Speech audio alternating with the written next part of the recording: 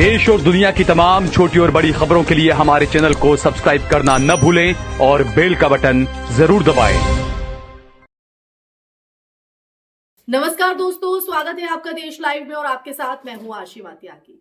दोस्तों, बिहार की सियासत में एक नया अध्याय लिखने जैसा मोड़ आया है, जिसने न सिर्फ राजनीतिक गलियारों को हलचल से भर दिया है, बल्कि जनता के बीच भी ये सवाल खड़ा कर दिया है कि क्या 2025 के विधानसभा चुनावों के कुछ महीनों बाद ही सत्ता समर्थन की नई कहानी शुरू हो गई है।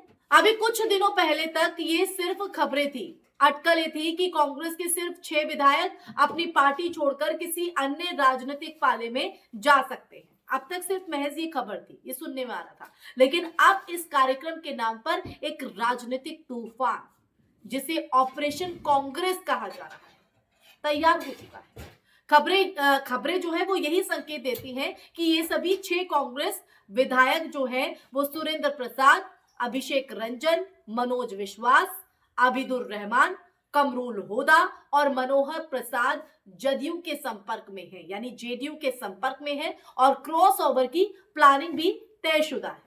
तो आज हम इसी पर चर्चा करेंगे। दोस्तों, मैं चर्चा में आगे बढ़ूं उससे पहले आप लोगों से अपील, इंसाफ की आवाज को बुलंद करने के लिए और सच्ची पत्रकारिता के लिए हमारा यानी देश लाइव का सहयोग करें। साथ ही डिस्क्रिप्शन में दिए गए लिंक को ओपन कर ज्वाइन बटन दबाकर आप हमसे यानी देश लाइव से सीधा जुड़ सकते हैं। दोस्तों, द इंडियन एक्सप्रेस, लेकिन सबसे बड़ा ट्विस्ट ये है कि इस पूरे खेल में जिसकी दिशा तय करने की ताकत सबसे ज्यादा मानी जा रही थी, सबसे ज्यादा, यानी मुख्यमंत्री नीतीश कुमार, वही अब इस फैसले में हिचकिचा रहे हैं। असल में कांग्रेस से विधायकों को तोड़ने की योजना जिस तरह से पुख्ता लग रही थी, उससे ये उम्मीद बनी थी कि जेडीयू नेतृत्व जो है वो इसे आगे बढ़ाने में पीछे नहीं हटेगा।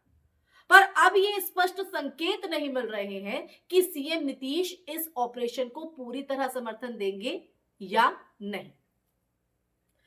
इसका अगर कारण हम देखें तो उसका कारण सिर्फ रणनीतिक सोच नहीं, बल्कि राजनीतिक जुबान और ऐतिहासिक अनुभवों का संयोजन है। दोस्तों, जी हां, संयोजन। द इंडियन एक्सप्रेस की तो मैंने बात की, अब नवभारत टाइम्स पर आते हैं।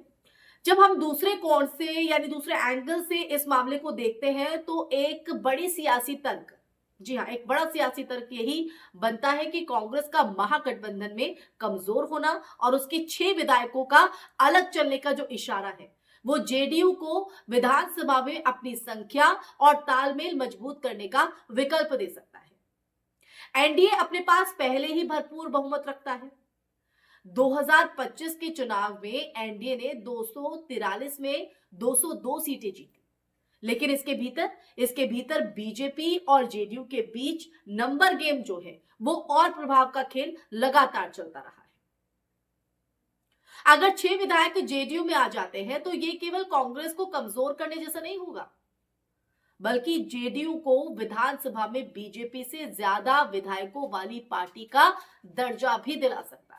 अब आते हैं आज तक पर, लेकिन जरा रुकिए, तभी सीएम नीतीश ने न सिर्फ वो हिचक रहे हैं, बल्कि स्थिति को संयम से देखने की कोशिश कर रहे हैं।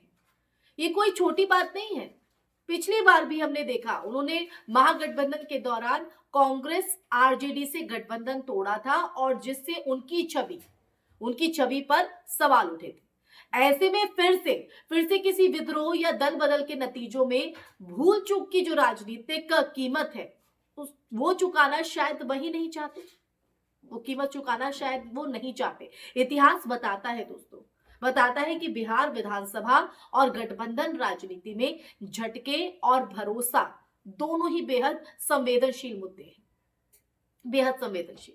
नवभारत टाइम्स दूसरी तरफ कांग्रेस भी अगर बात करें तो कांग्रेस भी बैठे बैठे नहीं है। पार्टी हाईकमान ने बागी विधायकों को दिल्ली बुलाया है और 23 जनवरी को राहुल गांधी की उपस्थिति में जो बैठक करने की घोषणा की है, जिससे विधायकों को मनाने और संगठनात्मक मजबूती दिखाने की जो कोशिश है वो की जा रही है।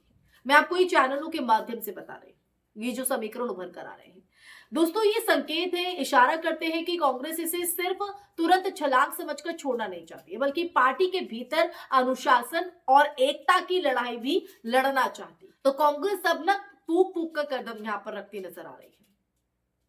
अब एक बार फिर नवभारत टाइम्स, अगर इस महज सियासी गॉसिप को वास्तविकता कहा जाए तो बिहार में ये बदलाव केवल दल बदल की कहानी नहीं है, ये समर्थन का फेरबदल, एनडीए के भीतर सत्ता संतुलन का पुनर्गणित और विपक्ष के अस्तित्व का चुनौतीपूर्ण मोड़ भी है।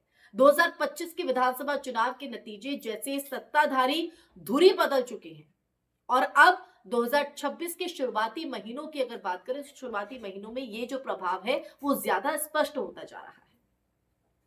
कांग्रेस के विधायकों की संभावित जेडीयू में एंट्री, उसके प्रभाव और विपक्ष में घुटनों का कांपना, ये पूरा राजनीतिक नजारा अस्थिरता के संकेत दे रहा है।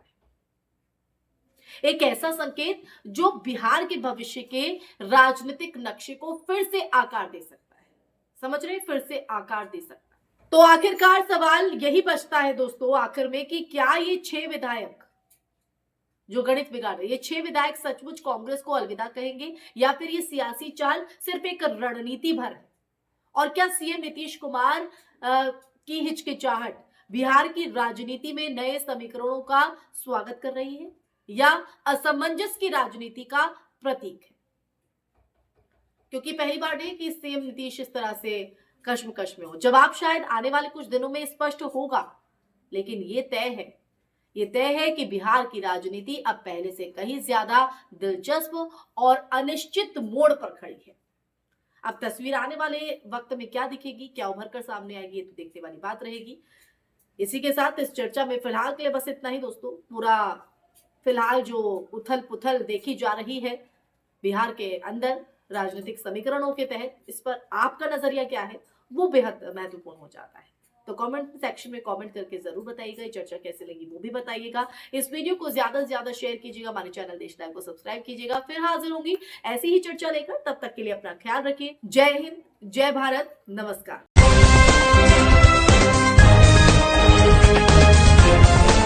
देश और दुनिया की तमाम छोटी और बड़ी खबरों के लिए हमारे चैनल को सब्सक्राइब करना न भूलें और बेल का बटन जरूर दबाएं।